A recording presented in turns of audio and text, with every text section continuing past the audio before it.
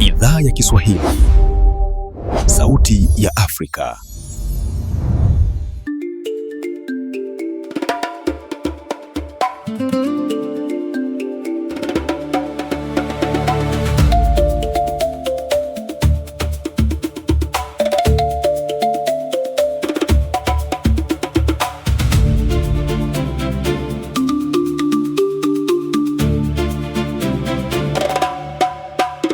Ni saa 12:30 Afrika ya Kati, 1:30 jioni Afrika Mashariki.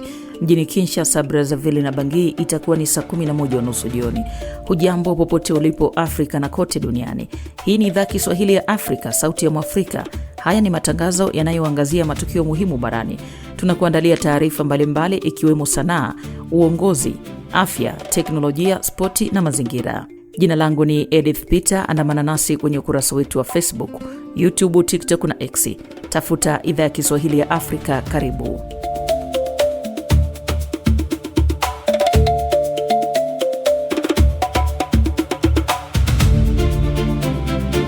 Kwa wasikilizaji wetu wa Kenya, hasa katika mwambao wa pwani na viunga vyake, mnaweza sasa kutusikiliza kupitia Radio Kaya ambayo inasikika kupitia 93.1 FM hapo jiji kuu la Mombasa.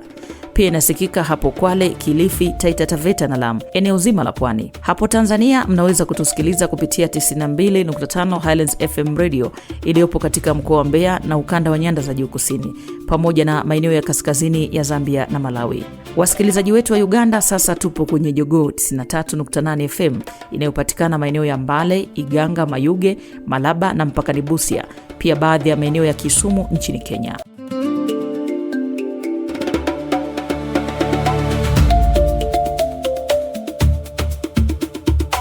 Ni Alhamisi Julai 9. Tunaangazia kauli ya Rais Trump kwamba mwafaka wa amani na Irani haupo tena. Hali hii inaleta maswali mengi sana. Kwa mfano, mtu unaweza kujiuliza, je, amani ya kweli itatoka wapi? Je, ni nini nafasi ya United Nations au Umoja wa Mataifa katika hili? Je, athari gani na gharama gani zitaleteleza maendeleo na zitalipwaje na kwa muda gani? Hizi gharama za mgogoro ni kubwa. Lazima tujiulize zitalipwaje na kwa muda gani. Tupo pia katika viwanja vya Kombe la Dunia. Kwa haya na mengine zaidi, kaa nasi. Kwanza ni taarifa ya habari na Girbati Ruyange. Idhaa ya Kiswahili, Sauti ya Afrika. ICC. Mahakama ya uhalifu ya kivita ICC imethibitisha kupata ushahidi wa uhalifu wa kivita katika jimbo la Darfur na unaohusishwa na viongozi wa jeshi la wanamgambo wa RSF. Naibu mkuu wa mashtaka wa ICC Nazat Shamim ameambia vyombo vya habari kuwa uchunguzi wa mahakama hiyo ulifanyiwa miji ya El Fasher na El Jenina ambapo kulitokea mauaji ya halaiki. Kutawaliwa kwa mji wa El Fasher kulitajwa kama tukio baya zaidi kwa dhuluma za binadamu katika vita ya Sudan kati ya RSF na jeshi la nchi. Zaidi ya raia 6,000 waliuawa katika mji wa El Fasher baada ya kutawaliwa na wapiganaji wa RSF. Umoja wa Mataifa umelaumu kundi hilo kwa kutekeleza uhalifu wa kivita katika mji wa El Geneina. Ituri. Visa 6 vya homa ya Ebola vimegunduliwa katika maeneo ambayo hayakuathirika na mlipuko wa sasa nchini DRC. Mamlaka zimeongeza kwamba vifo vya Ebola vimefikia watu 600. Visa vya sasa vimegunduliwa katika eneo la Kisangani, mkoa wa Chopo, huku idadi ya walioambukizwa Ebola imefikia zaidi ya watu 1760. Serikali ya DRC ilitangaza mlipuko wa Ebola hapo Mei 15 baada ya maambukizi kusambaa kwa majuma mengi bila kugunduliwa. Mlipuko wa sasa unahusishwa na kirusi aina ya Banbujo. Homa ya Ebola haina chanjo wala tiba. Kampala. Takriban watu 14 wamefariki dunia na wengine 28 wamejeruhiwa kwenye ajali ya barabara kaskazini mwa Uganda. Ajali hiyo ilihusisha basi la abiria na lori kubwa la kupakia mizigo. Polisi wamesema magari hayo yaligongana kwenye barabara kuu kuelekea eneo la Gulu kaskazini mwa Uganda. Uchunguzi wa mapema unaonyesha dereva wa basi la abiria akiendesha gari kwa kasi kubwa na hivyo kukosa kudhibiti alipokutana na lori. Ajali mbaya za barabara hulipotiwa mara kwa mara Uganda ambapo barabara huwa nyembamba, huku polisi wakilaumu Medical kusababisha ajali kwa mwendo wa kasi. Hatimaye Juba. Ni miaka 15 ya uhuru wa Sudan Kusini. Taifa hili changa barani Afrika linasherehekea uhuru wake, huku raia wengi wakihoji iwapo kuna uhuru wa kweli. Sudan Kusini, licha ya kujiondoa kutoka Sudan mwaka 2011, ingali kupata utulivu na kujijenga upya kufikia ndoto ya wananchi wake. Baada ya miaka mingi ya vita kati yake na Sudan Kusini ilijikuta kwenye vita vyake vya ndani kati ya mwaka 2013 hadi mwaka 2018. Maelfu ya raia wameuawa na mamilioni kuwa wakimbizi wa ndani na nje ya nchi. Mwafaka wa amani wa mwaka 2018 umeanguka na wanajeshi watiifu wa Salva Kiir na aliyekuwa naibu wake Riek Machar wanaendelea kukabiliana. Aidha, majaliwa ya uchaguzi mkuu yanasalia ndoto, huku siku ya kura ikiendelea kucheleweshwa. Hii inavunja matumaini ya raia wa Sudan Kusini ambao leo hawana cha kujivunia miaka 15 ya uhuru wa nchi yao. Asante sana Girbati Ruyange. Na sasa tuanze na taarifa ya Rais wa Marekani Donald Trump. Amesema mwafaka wa amani kati ya Washington na Iran haupo tena. Pande mbili imerejelea mashambulio makali ambapo Marekani imelenga miji kadhaa ndani ya Iran. Kwa upande wake, Tehran imeshambulia kambi za jeshi la Marekani katika nchi za Bahrain, Kuwait na Katari. Mamlaka za Irani zimeongeza mabomu ya Marekani yameua makumi ya watu, huku zaidi ya 70 wakijeruhiwa. Rais Trump amesema mashambulio dhidi ya Irani yalianza baada ya wanajeshi wa RGC kushambulia meli katika njia ya bahari ya Hormuz. Njia hiyo ni muhimu katika uchukuzi wa bidhaa kutoka Ghuba kuelekea maeneo mengine duniani. Kujadili mzozo wa sasa kati ya Marekani na Irani, mwenzangu Angela Ngendo amezungumza na mchambuzi wa masuala ya dunia Profesa Linda Mohando ambaye pia ni mhadhiri nchini Marekani. Hali hii inaleta maswali mengi sana. Kwa mfano, mtu unaweza kujiuliza, je, amani ya kweli itatoka wapi? Je, ni nini nafasi ya United Nations au Umoja wa Mataifa katika hili? Je, athari gani na gharama gani zitaleteleza maendeleo na zitalipwaje na kwa muda gani? Hizi gharama za mgogoro ni kubwa, lazima tujiulize zitalipwaje na kwa muda gani. Bara Afrika linategemea sana bidhaa kutoka mataifa ya Ghuba.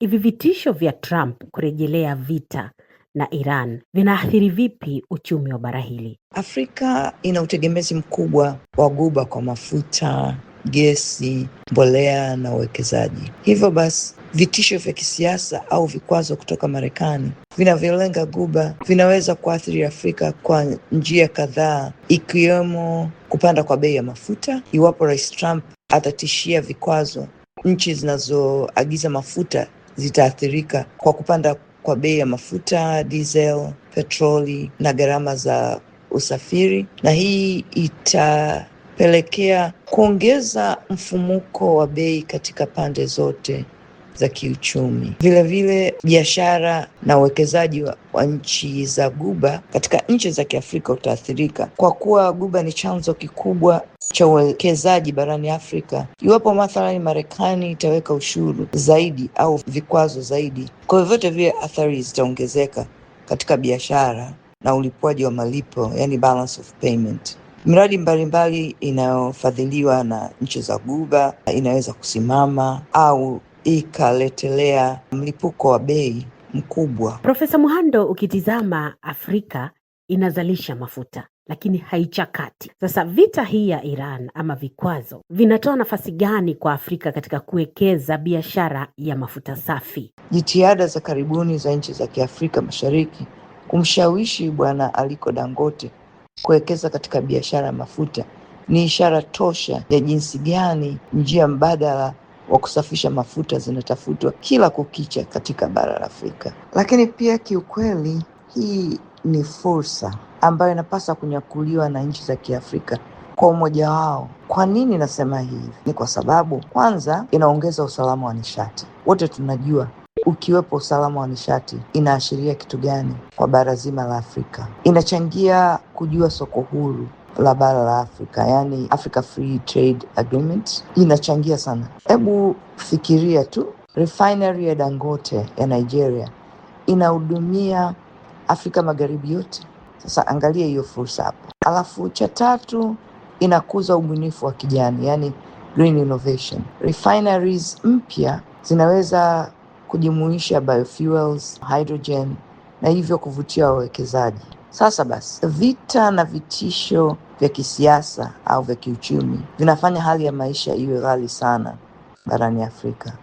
Lakini kwa upande mwingine, kuna fursa nyingine katika nchi za Kiafrika. Vita hivi vinaipa Afrika sababu kubwa ya kwanza kujitegemea katika masuala muhimu ya usalama wa kiuchumi.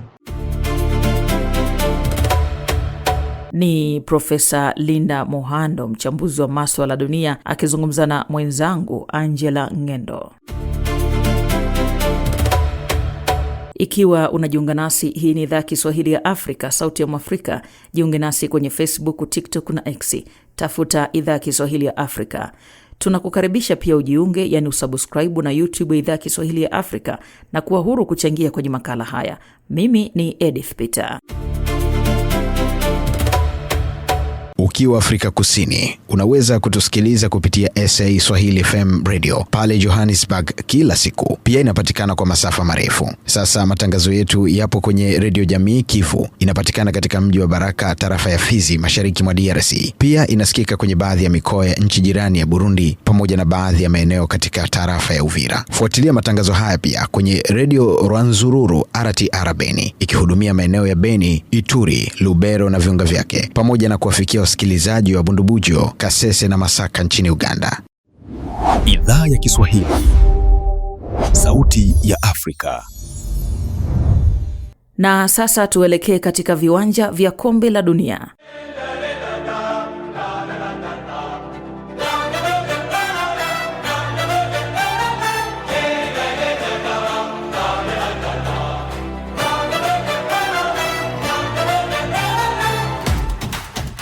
Kila bao, kila chenga, kila dakika ya msisimko, tuko ndani ya dimba la dunia 2026.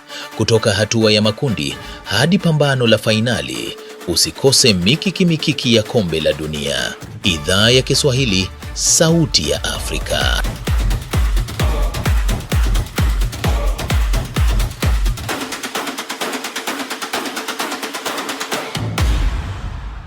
Tujiunge na wanamichezo wetu ngangari kutufahamisha mengi. Karibuni sana wanamichezo wetu.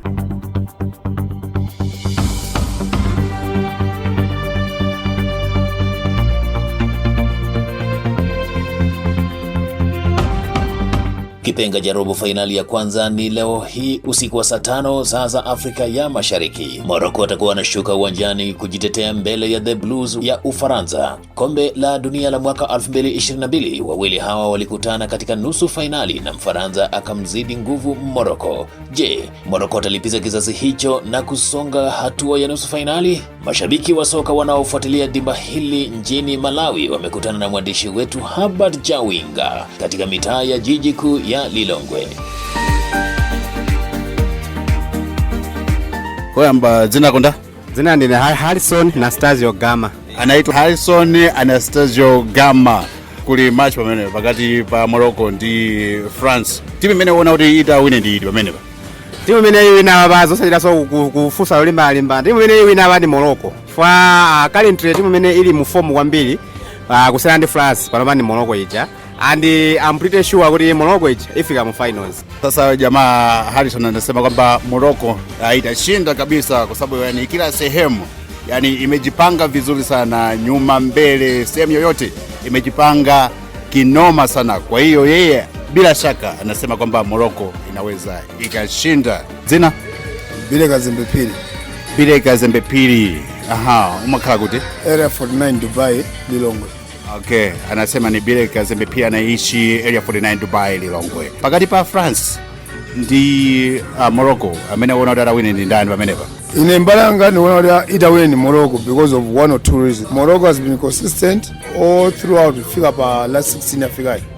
And if you see Morocco, the individual players alibe masters ochukwa mbili uda asa umenyera ustar au umenya as players. They are unit, not accolades. Nde abapa France sindiwona lidu sababa Morocco. Anasema kwamba ambayo itawini, ambayo itashinda hapo itakuwa Morocco, kwa sababu Morocco hawachezi kama wao nyota, hapana. Wanacheza kwa sababu wanapenda sana kama professional, na kuna wataalamu wengi sana kule. Kuna watu ambao wanajulikana vizuri, lakini hawachezi kibinafsi, wanacheza kama timu, wanacheza kama watu ambao wanafuata mpira, wanaopenda mpira sana. Na anasema kwamba yani Morocco ikishindwa basi tu atatoa taraka kwa mke wake, atamwachia aende mke wake. Morocco. Asante sana. Bila shaka ushabiki wa mpira ni sawa na maji ya mafuriko, huwezi kuzuia wakati unapowadia. Tunasonga mbele na kuangazia hii hatua ya robo fainali kiundani. Lalama zimejitokeza kuhusu jinsi kombe hili linavyoendeshwa, huku madai ya mapendeleo katika maamuzi makuu yakijadiliwa kwa wingi mitandaoni. Kocha Samuel Dida wa Geita Gold Tanzania yuko nasi leo kuchanganua haya. Unajua, upangaji wa makundi wa kombe la dunia haufanywi tu kwa bahati nasibu peke yake, lakini FIFA pia huwa inatumia mfumo wenye sheria maalum ili kuhakikisha kwamba ushindani unakuwa ni wa haki. Hatua hizi ambazo zinatumiwa na FIFA ni kama vile timu zote zinazokuwa zimefuzu hugawanywa kwenye pots, lakini hizi pots huwa zinagawanywa kutokana na nafasi zao za viwango vya FIFA ambavyo tunaviita FIFA ranking. Sasa sheria moja ama kanuni moja inayotofautisha ni kwamba timu mwenyeji inakuwa kwenye poti namba 1. Kwa mfano msimu huu Mexico, Canada pamoja na Marekani wao walikuwa kwenye kundi moja, yani kwa maana kwenye poti moja. Maana yake ukiwa kwenye poti moja hamkutani ninyi kwa ninyi, mtakutana na timu zingine zaidi. Katika mfumo huu wa timu 48 ambao kombe la dunia mwaka 2026 tumeliona, kuna makundi 12, kundi A mpaka kundi L. Kila kundi inakuwa na timu 4. Timu moja kutoka kila poti inaingia kwenye kundi jingine. Kwa hiyo FIFA yenyewe pia inaweka vikwazo pia kijiografia kwamba timu kutoka bara moja haiwezi kukutana na kwenye kundi moja, hawezi kukutana, isipokuwa bara la Ulaya ambako inaweza kuruhusiwa kutokana na timu nyingi kutoka bara la Ulaya zinashiriki kombe la dunia. Kwa hiyo inaweza kutokea, lakini baada hapo pia draw hiyo ikishamalizika inapelekwa kwenye kompyuta maalum ya FIFA. Hii kompyuta maalum ya FIFA inaanza kuzichezesha hayo makundi, na ikikutana na timu ambayo kanuni yake inagoma kukaa kwenye kundi fulani, inaitupa kuipeleka kwenye kundi jingine. Na ndio maana inatokea unasikia ili kundi la kifo, kundi fulani limekuwa jepesi, kundi fulani limekuwa hivi. Haziwekwi kwa bahati mbaya, ila kuna vitu vinaangaliwa, ikiwa pamoja na FIFA ranking, yani kanuni za kififa zinazotaka kulingana na nchi na ubora wa nchi katika mashindano ya FIFA. Kocha, unajua malalamishi yalianza mapema kwamba kuna vile FIFA wanamtakia Messi kombe hili kwa sababu ya kibiashara. Wewe kwa kiundani kabisa unakataa hili? Hii hoja ambayo imekuwa ikijitokeza tangu kombe la dunia la mwaka 2022 kama unakumbuka, lakini pia imeendelea kuibuka na kunatokea maamuzi yanayohusu Argentina kuonekana kama ikipata matokeo basi hoja hizi zinakuwa zinaibuka. Wanatoa hoja ambazo kimsingi wanaamini kwamba Messi ni chapa kubwa duniani na kwa mafanikio yake yanaongeza thamani ya kibiashara ndani ya FIFA kupitia matangazo, wadhamini na watazamaji pia. Lakini pia baadhi ya maamuzi ya VAR na penalty ambayo ilikuwa inawanufaisha Argentina inaonekana kuwa ni ya utata. Lakini pia kila maamuzi ya utata yanaongezeka kwa Argentina huongeza hisia za mashabiki kwamba kuna upendeleo kwa Argentina na Messi kupewa nafasi kubwa. Lakini mpaka sasa hakuna ushahidi rasmi ambao umethibitishwa kwamba FIFA imepanga kumpa Messi ubingwa. FIFA imekuwa ikikanusha madai haya mara kadhaa juu ya upendeleo, na viongozi baadhi ama wasimamizi ambao wanaendelea kusisitiza kwamba maamuzi yote yanayofanywa kwa mujibu wa sheria na michezo kupitia mifumo ya VAR pamoja na waamuzi. Kwa hiyo hakuna namna yote ambayo inaweza kupendelea. Na viweje kwamba marefa wote 5 wa mechi kati ya Morocco na Ufaransa umetokea Argentina? Mbona uamuzi huu unaleta mjadala mkubwa namna hii? Sasa hii ndizo sababu ambazo mimi binafsi naziona zinatengeneza mjadala, na mjadala unazidi kuongezeka. Moja, Argentina bado ilikuwa ikipewa nafasi ya kuendelea kwenye mashindano, na baadhi ya watu waliona si busara kwa waamuzi wote watoke taifa ambalo bado lina maslahi na kimashindano. Of course ni hoja ya msingi, ingawa waamuzi hawa hawachezeshi mechi ya Argentina ya moja kwa moja ambapo walimtoa Morocco dhidi ya Ufaransa, yanaweza kuathiri mpinzani ambaye ni Argentina atakayekutana naye baadaye. Yaani iko hivi, ingawa waamuzi hawa hawachezeshi mechi ya Argentina, wanachezesha mechi ya Morocco na Ufaransa, lakini Ufaransa, haya matokeo, yani uwepo wa hawa waamuzi unaweza kuathiri mpinzani anayekwenda kucheza na Argentina, kwa sababu kutakuwa kuna tafsiri tofauti juu ya kwa nini kumetokea waamuzi wote wanapewa mechi moja na wote wanatoka kwenye taifa moja, na Argentina bado yupo kwenye mashindano na yupo kwenye hatua ya robo finali kuelekea nusu finali, na mpinzani wake atacheza naye dhidi ya Switzerland. Kwa kawaida FIFA huwa anajaribu kuepuka sana mazingira yanayoweza kuibua hisia na mgongano wa kimaslahi, hata kama hakuna upendeleo halisi. Lakini kwa sababu hiyo, uteuzi wa waamuzi wote kutoka taifa moja umeonekana na wengi kuwa unatoa nafasi ya watu kuhoji uadilifu wa mchakato. Mjadala wa mashabiki na wachambuzi umekuwa mkubwa sana mtandaoni. Hata hivyo, nadhani ni muhimu kutofautisha kwamba muonekano wa mgongano wa maslahi na uthibitisho wa upendeleo. Hadi sasa hakuna ushahidi unaonyesha kwamba waamuzi hao wamepewa maelekezo ya kuisaidia Argentina, sababu hawachezeshi mechi ya Argentina, wanachezesha mechi ya Ufaransa na Morocco. Mjadala unatokana zaidi na namna ambavyo uteuzi wao umetokana kuliko ushahidi wa kupanga matokeo.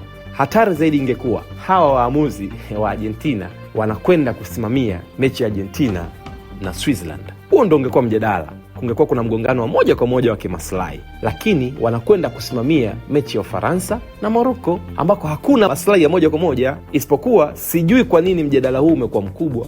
Kanuni hazikatai kupangwa kwa ratiba ya waamuzi, kanuni hazikatai, kwa sababu FIFA, ninaamini kupitia kamati zao za ndani za FIFA na kamati za waamuzi, walipanga waamuzi hawa kabla hata ya mchezo huu wa leo wa Morocco dhidi ya Ufaransa. Kwa sababu imetokea wote wamekuwa taifa moja na wanakwenda kusimamia kwenye mchezo ambao hauhusu taifa lao, bado hakuna kipingamizi, japo mara nyingi hautokei, na ndio maana maswali yamekuwa mengi. Lakini utaratibu wa kawaida kwenye football inaweza kutokea, na ndio maana kwa mujibu wa kanuni za FIFA, nitolee mfano. Kwa mfano huku kwetu Tanzania huwa inatokea kwenye wale officials watano ambao wanasimamia mechi. Namba moja kwa maana ya officials atakayesimama katikati, referee. Kutakuwa kuna officials namba moja kwa maana line 1, line 2, alafu kuna mtu anaitwa force officials. Force official anakuwa pale nje, yeye ndo anafanya kazi zile za kubadilisha wachezaji kuingia, kutoka, kuandika nani, kumsaidia waamuzi wa pembeni, wale tunaita force official. Sasa yule force official kwa huku kwa jiografia yetu mara nyingi huwa anatoka kwenye mkoa ule ule ambao timu fulani inacheza. Sasa ikitokea dharura akahitajika kwenda kusimamia mchezo, anakwenda katikati kuchezesha mechi, kwa sababu force official naye ni muamuzi. Kijiografia inaweza kutokea na wala haina madhara, ila ikitokea inaweza kuleta maslahi tofauti. Hadi kufikia pale, mimi ni Gabriel Ingobo. Uwe na jioni njema.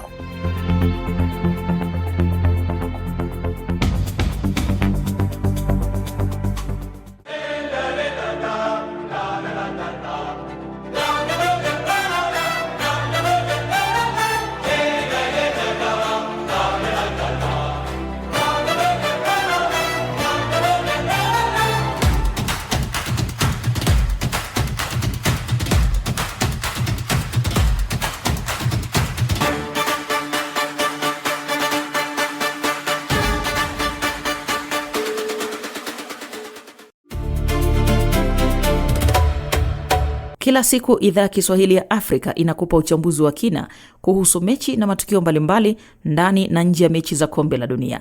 Endelea kukaa nasi. Baada ya kila kipindi cha habari, tunakuletea tahariri inayowasilisha mtazamo wa Afrika.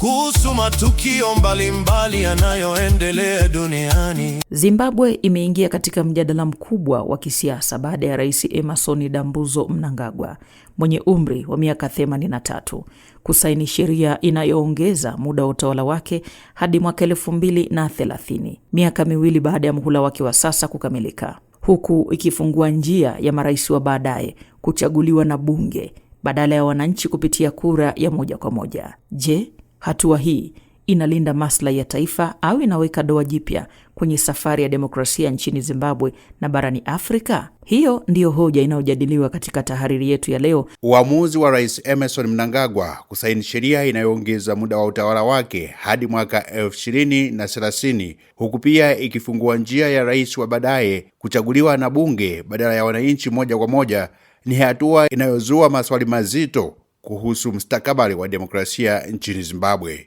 Ni uamuzi unaopunguza sauti ya wananchi na kuondoa moja ya misingi muhimu ya utawala wa kidemokrasia, haki ya wananchi kumchagua kiongozi wao kupitia kura. Demokrasia haishii kwenye uwepo wa katiba au bunge.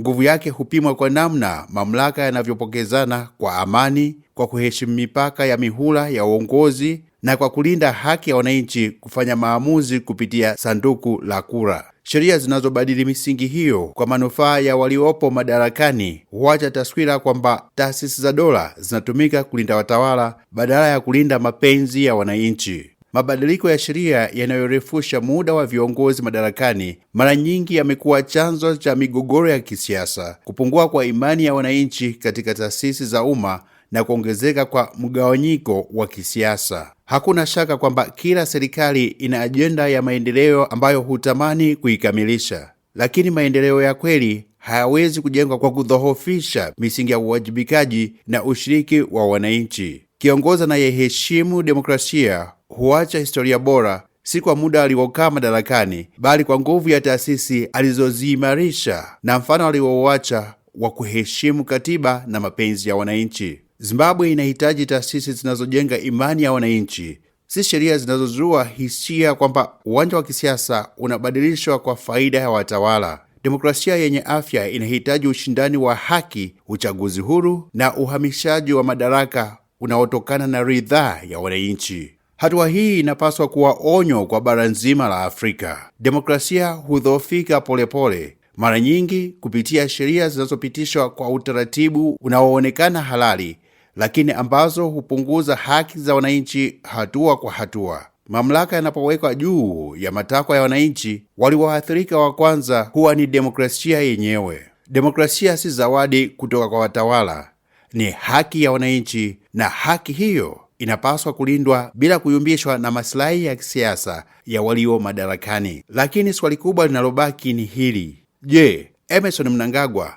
anataka historia imkumbuke kwa lipi? Je, anataka kukumbuka kama kiongozi aliyeimarisha taasisi za kidemokrasia au aliyefungua ukurasa mpya wa kuhodhi madaraka kwa kubadili sheria ili aendelee kubaki mamlakani? Je, anataka vizazi vijavyo vimtaje kama mzalendo aliyejenga Zimbabwe au kama mtu aliyevuruga misingi ya demokrasia ambayo wananchi walipigania kwa gharama kubwa? Maswali hayo hayamhusu Mnangagwa pekee, bali yanapaswa kuwahusu viongozi wote barani Afrika. Uongozi wa kweli haupimi kwa miaka mingi ya kubaki madarakani, bali uwezo wa kuondoka huku kiacha taifa lenye taasisi imara, katiba inayoheshimiwa na wananchi wenye imani na mfumo wao wa kisiasa.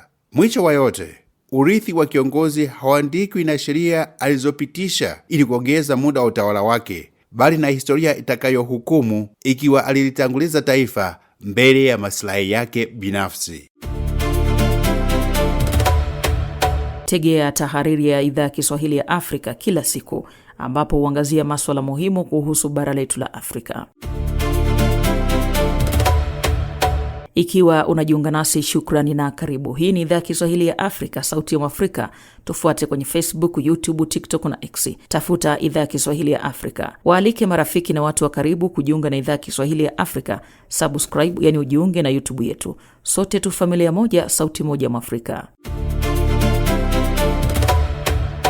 Wasikilizaji wetu wa Tanzania, mnaweza kutusikiliza mubashara kupitia Chipuka FM Radio 101.6 iliyopo Gairo mkoani Morogoro. Hii inasikika pia jiji kuu la Dodoma, Manyara, Tanga na baadhi ya maeneo ya mkoa wa Tabora. Radio Maniema No City inarusha matangazo yetu kwa masafa ya 97.4 FM katika jiji la Kindu, ambao ni mji mkuu wa jimbo la Maniema, Jamhuri ya Kidemokrasia ya Kongo. Ukiwa hapo mashariki mwa DRC, unaweza kutupokea kupitia radio wa shirika Radio Ngoma ya Amani Fizi. Inapatikana maeneo ya Baraka, Kivu Kusini na maeneo ya Kigoma nchini Tanzania na Burundi. Hivi karibuni tutakuwa hapo Kigali na Bujumbura kuhakikisha sauti ya Mwafrika inasikika. Asanteni wote kwa kuchangia matangazo ya leo. Hii ni idhaa ya Kiswahili ya Afrika, sauti ya Afrika. Jiunge nasi kwenye Facebook, YouTube, TikTok na X. Tafuta idhaa ya Kiswahili ya Afrika. Ni hayo tu kwa leo. Jina langu ni Edith Peter. Kwa heri kwa sasa, jioni njema.